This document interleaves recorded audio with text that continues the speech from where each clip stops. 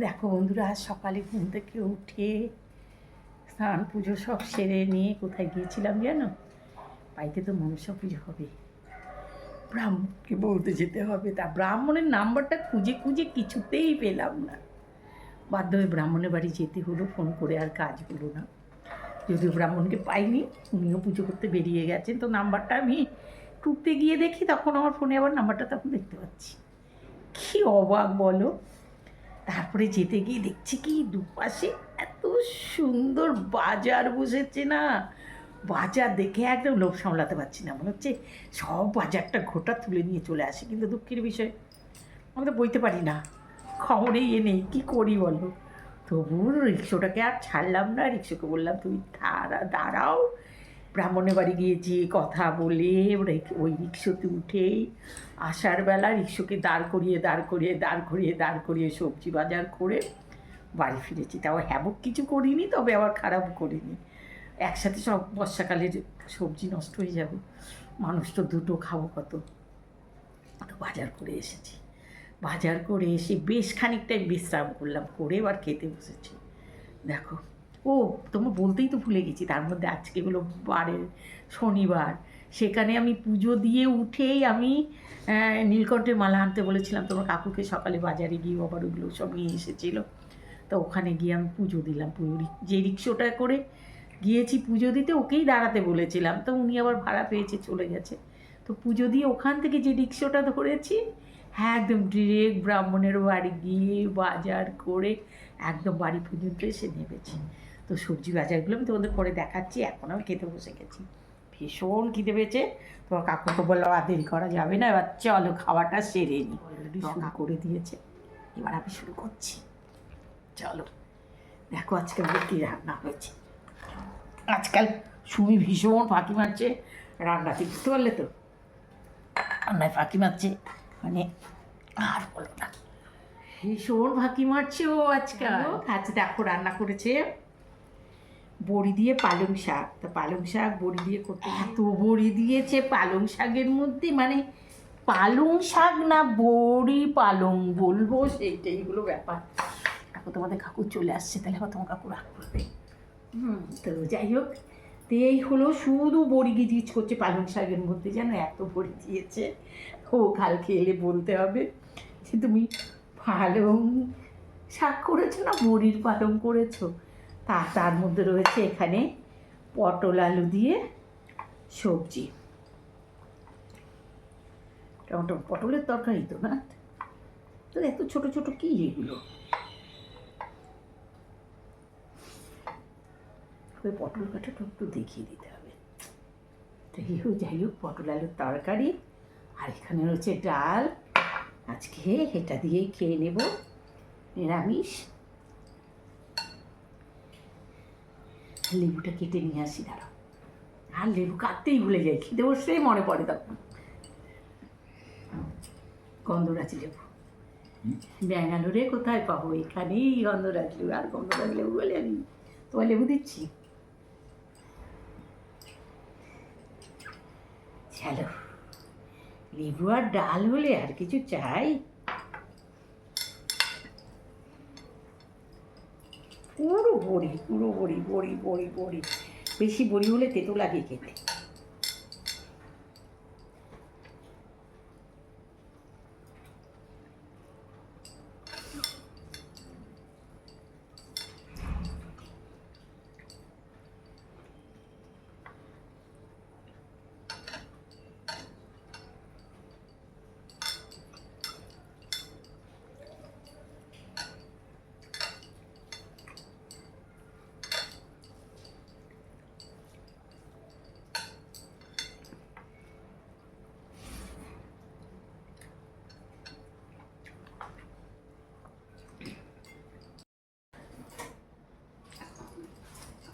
দেখো কত বাজার করে এসেছি, দেখো প্রচুর শাক এনেছি জানো। এই দেখো প্রচুর শাক, ছোলা কচু, সাথে কচু রয়েছে, এই কচুর শাক।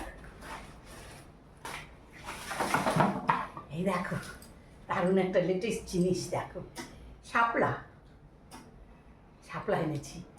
এই শাপলা যে কত বছর খাইনি সে কথা তোমাদের বলতে পারবো না। মানে এখানে ছিলাম না যেহেতু, ব্যাঙ্গালোরে এটা পাওয়া যায় না। তার সাথে কি এনেছি জানো? পাট শাক। এই দেখো পাট শাক।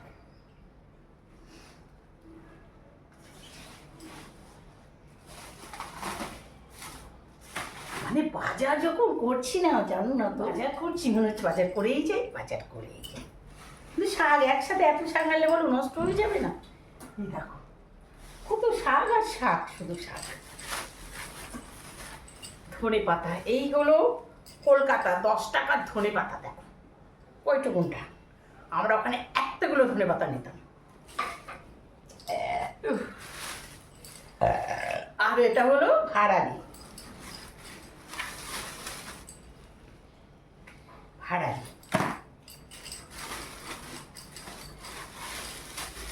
যে বাজারে খুব খুশি হয়ে গিয়েছি। তাতে রয়েছে কুলেখাড়া। দেখো মানে সবই শাক সবজি, মানে আগে কোনটা খাবো কোনটা খাবো না, কুলেখাড়া।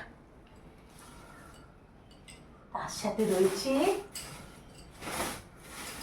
গাঠি কচু। কচু আর ঘেসছু, গাঠি কচু। গাঠি কচুগুলো ফ্রেশ একদম, দেখো পুরো সাদা, সুন্দর ধবধবে সাদা। গাঠি কচু, গাঠি কচু নিয়েছি। আর নিয়েছি এখানে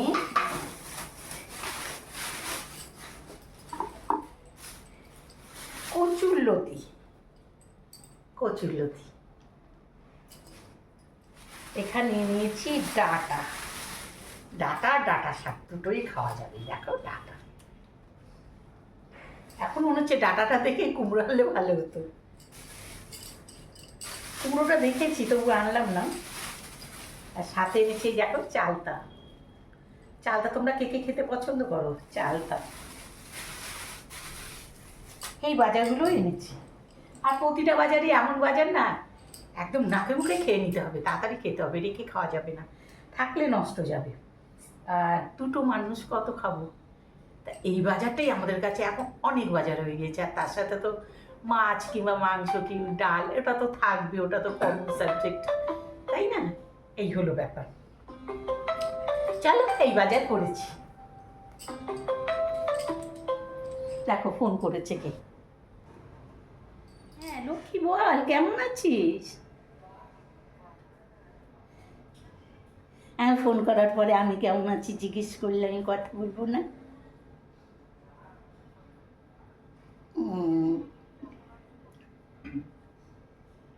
খুব খারাপ ছিলাম, খুব খারাপ ছিলাম। বর্তমান ভালো আছি। আর মারাত্মক শরীর, ওই যেরকম একবার এসে দেখে গেলি না যেমন হয়েছিল ওই রকমটাই হয়ে গেছিল।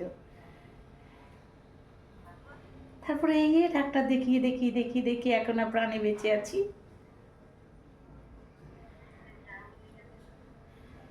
হ্যাঁ, আরে হসপিটালে তো ভর্তি হওয়ার কথা ছিল। গ্লোবালের ছেলে বলেছিল ফোন করে যে ওখানে অ্যাম্বুলেন্স করে ভর্তি করতে, আমি যাইনি। এত স্যালাইন ইঞ্জেকশন আর নিতে পারি না রে বোন। কিন্তু কি করব, জীবনে বাঁচতে গেলে নিতে হয় তখন। এখন না দেখি ঘরে বসে, আর ঘরে তো মেশিন টেশিনগুলো কেনা আছে না, নেবুলাইজার এগুলো, ওই নিয়ে নিয়ে নিয়ে কী যে কষ্ট গিয়েছে না কটা দিন। এখন ঠাকুরের আশীর্বাদে একটু ভালো আছি। অ্যালোপ্যাথি হোমিওপ্যাথি দুটোই করেছিলাম। হুম। আবার ডাক্তারের, আজকে আবার ডাক্তার দেখাতে যাব। হ্যাঁ, শনি রবিবারে সে তুমি হেল্প করছো, নিজেই চলতে পারে না, এখন আমরা সবাই অচল হয়ে এসেছি। বাড়ির সবাই ভালো?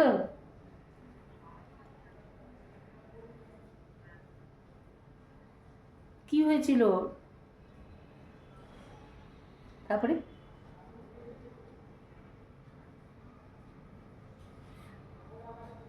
এখন কেমন আছে শৈলেন? ও মনের দিক দিয়ে প্রচণ্ড ভেঙে গেছে। হ্যাঁ রে মনা,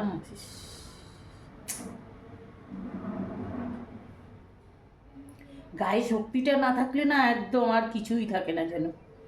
শক্তিটা না পেলে নড়বো কী করে, তাই না?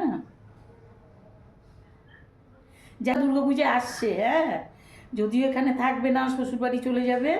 এখানে এসে ওই 24 তারিখ এসে নামবে, 29 তারিখ শ্বশুরবাড়ি চলে যাবে। এবার শ্বশুরবাড়ি থেকে কালী পুজোর দিকটায় তারপর 15 দিন ওখানে থেকে 1 মাসের ছুটিতে আসছে। তো 15 দিন ওখানে থেকে আর 15 দিন আমার এখানে থাকবে। তারপরে এসে 15 দিন না, 10 দিন না, 12 দিন আর থাকবে তারপরে এসে। তো ওই টাইমে একবার চলে আসিস, দেখা হয়ে যাবে পুচকুটার সাথে। এখন তো খুব কথা বলে, দিয়া দিয়া দিয়া। হুম। হ্যাঁ, আর এখন তো একটু বড় হয়েছে না, এই তো 4 বছর বয়স। হ্যাঁ, এখন সব বলে। হ্যাঁ, একদম একদম, তাই না? কত ছোট। হুম। ভাল লাগলো, অনেকদিন বাদে তোর গলাটা শুনতে পেলাম। হ্যাঁ, হ্যাঁ, ছোদ্দাটারও খুব চাপ গেল রে বোনা, খুবই গেল। সাংঘাতিক অবস্থা হয়েছিল। এখন একটু ছোদ্দা ভালো আছে।